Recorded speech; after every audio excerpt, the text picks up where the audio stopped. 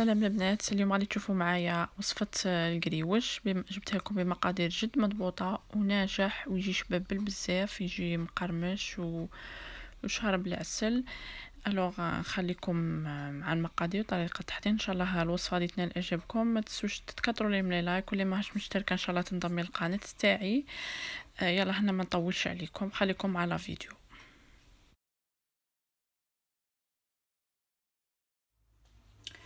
بون البنات، القريوش اللي جبتها لكم اليوم غادي نجيبها لكم بمقادير مضبوطه. الوغ اللي عندها لا بالونس الميزان غادي نعطيكم من احسن تجيكم هكا لي ميزور اكزاكت. فوالا، واللي ما عندهاش غادي درت ثاني العبار بن هذا الكاس. دونك راني خممت في خواتاتي.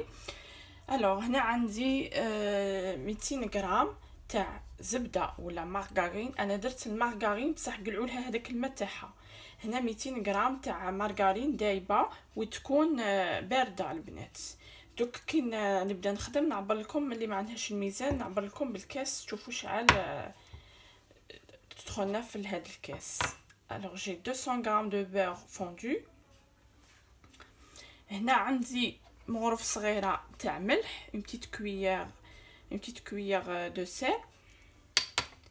Là j'ai une petite cuillère de vinaigre blanc. هنا مغرف صغيره البنات تاع خل ابيض.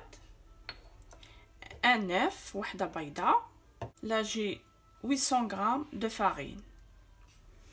alors البنات عندي 800 غرام تاع فرينه، وقيس درتها بهذا الكاس تجيكم 6 كيلات من هذا الكاس معمرين. 6 كيلات فوالا.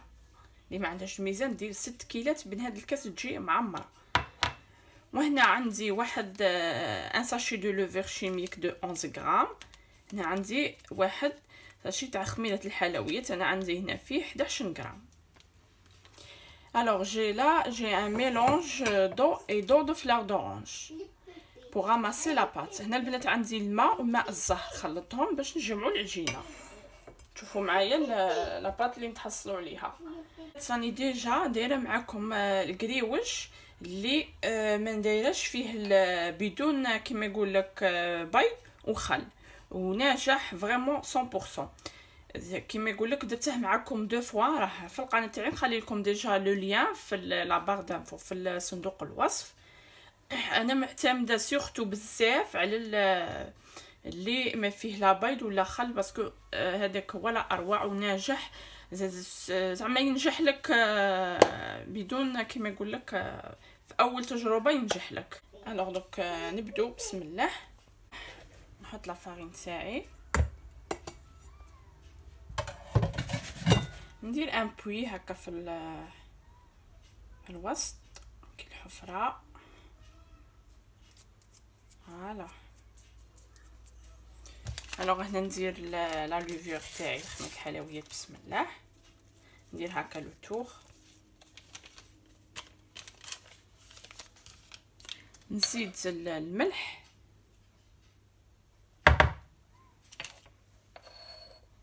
الوغ هنا غادي نجيب الغرفيه وندربها باش نحطها. الوغ هنا البيضه تاعي دربتها كما راكم تشوفوا. الوغ غادي نشوفوا هنا شحال تدخلنا. بسم الله.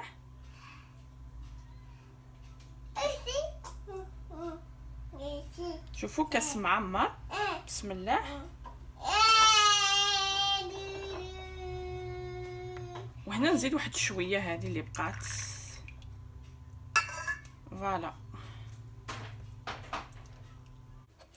الخل ونزيد البيضه اللي تكونوا مضربينها.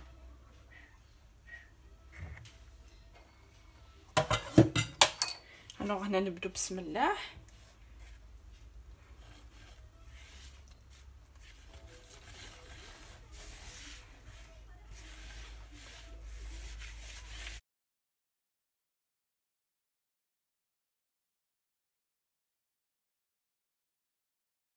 ندخلوا مليح الزبده ولا المارغرين بس هكا.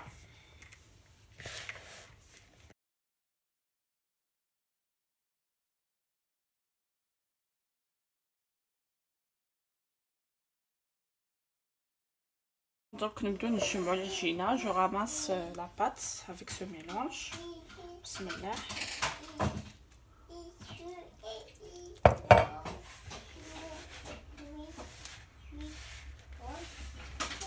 متعجنوش البنات.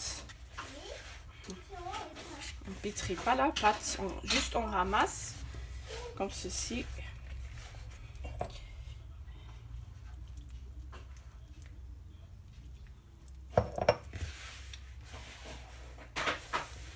بغينا نزيد الماء والماء زهر حاجه قليله.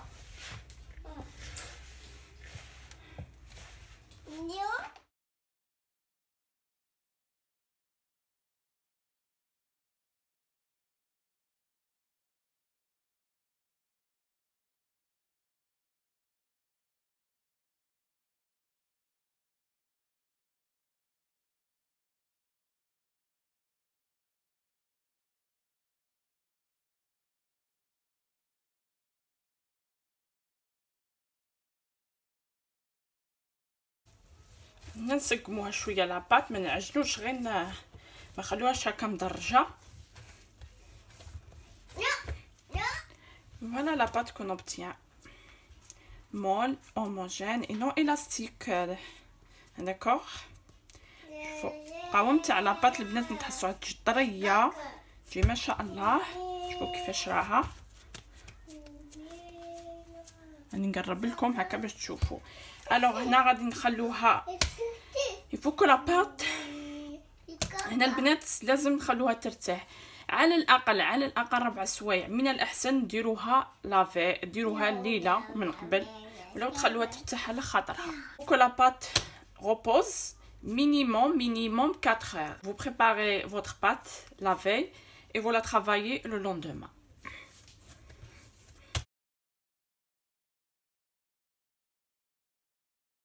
خليت لابارت ارتاحت، غادي نبداو نخدموها بسم الله دروك.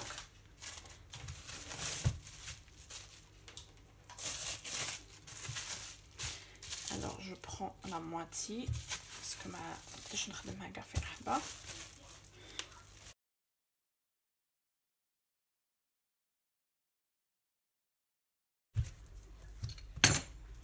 انا نبداو نحلو بسم الله.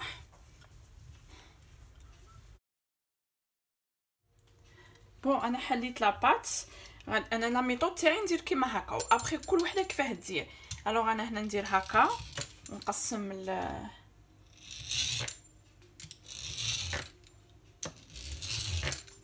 دروك هادو راهم فريمون راهم غلاط.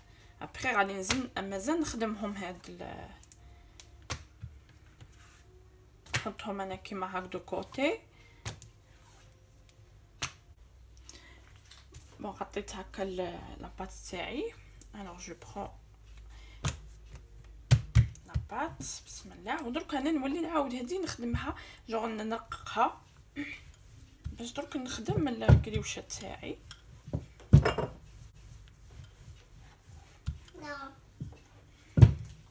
ماذا بكم ما تخلوهاش غليظه. الوغ البنات كيما راكم تشوفوا لاباط راه تري فين. هنا غادي ندير لا لارجور 20 سنتيمتر لا لارجور اي لا لونغور ندير 10 سنتيمتر. الوغ جو كوب.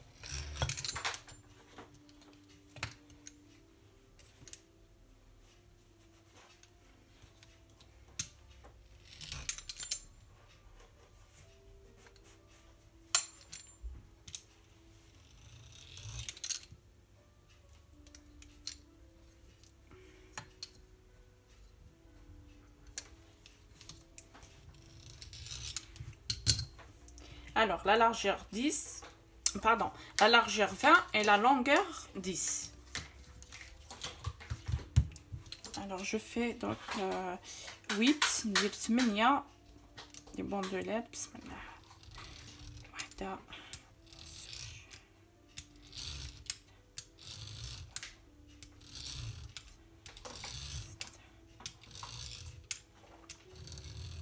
huit, voilà, 8.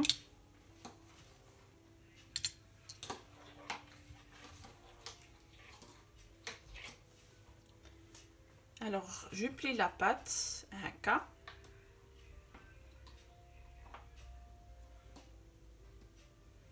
Et je replie la deuxième fois.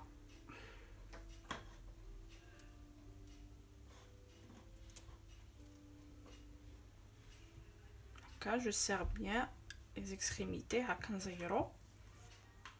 Voilà, je tire un peu la pâte haka. Je بدها. وهنا نزيرو. Alors هنا je découpe ici et par là. Je fais des triangles comme ceci. هكا البنات.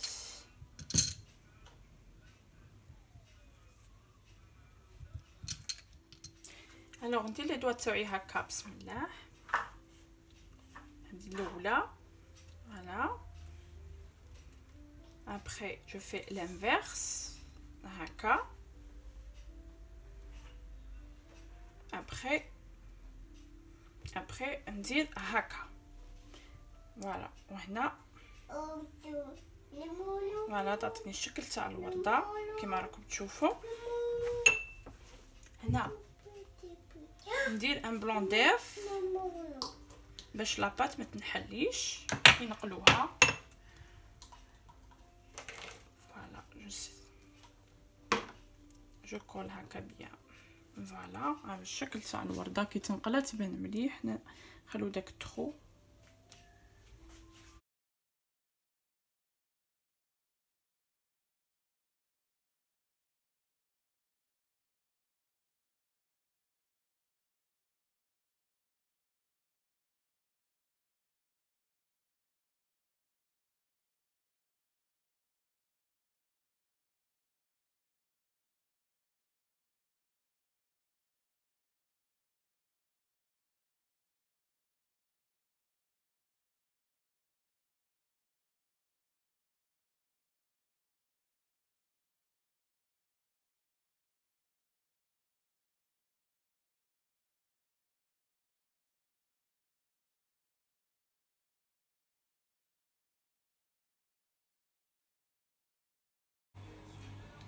بون راني كملته البنات. انا خرج لي دو بلاطو كما راكم تشوفوا.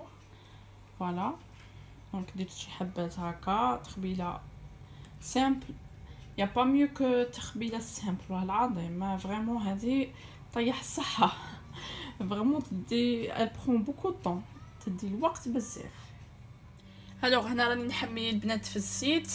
وهنا عندي العسل بارد كما راكم تشوفوا. العسل لازم يكون بارد. انا نعسله كي نقليه منه ويقعد لي ما شاء الله ما يدبال ما والو. العسل هذا راني هذا درته انا دايرته معكم ديجا. دوك نحط لكم الوصفه في صندوق الوصف. الوغ غادي نبداو نقلو بسم الله.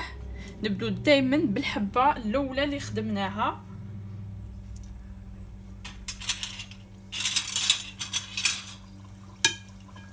هذا العاده ما هكاش حمالي مليح الزيت مي بون. نزيد الحبه الثانيه بسم الله.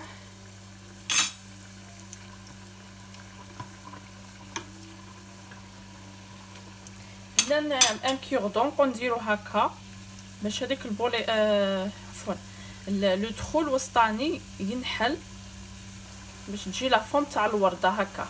فوالا على هذا الشكل كما راكم تشوفوا.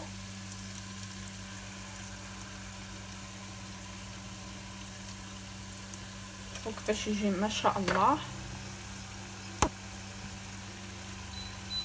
النار ما تجهدوا عليها وما تنقصوا، ديروا ان فو موان.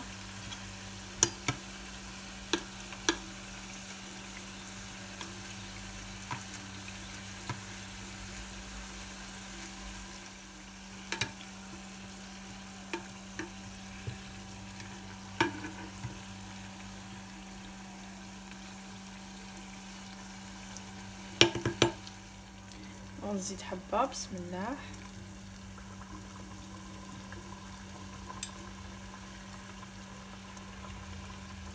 كي تبدا تنتفخ نديرو هكا في هذاك لو تخو اللي يكون في الوسط باش تجينا الشكل تاع الولده يجي شباب. فوالا هكا انا نقلع هاد الحبه باسكو ما عادش عندي تسع بزاف في المقله، ما خليتهاش تنتفخ بيان.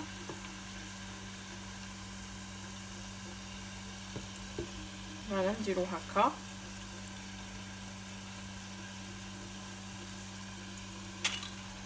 ونحط ديريكتومون الحبه تاعي في العسل. بسم الله. فوالا ونخلوه يتعسل. العسل بارد كما قلت لكم. بسم الله.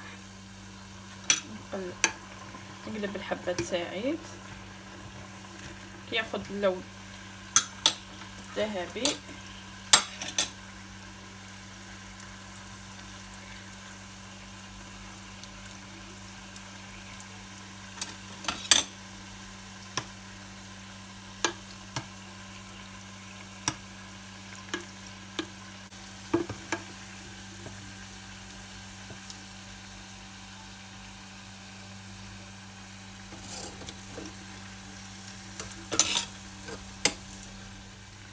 ابخي كي يشرب لي العسل نقطره من العسل بيان، نحطه هكا في باسوار كما راكم تشوفوا ونخليه يتقطر.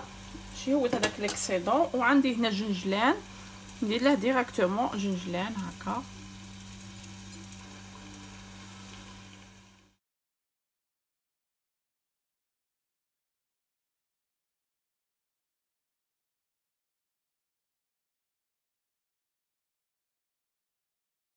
فوالا كان هذا هو القيوش تاعنا تاع اليوم ما يجي شباب. ان شاء الله الوصفه تكون عجبتكم.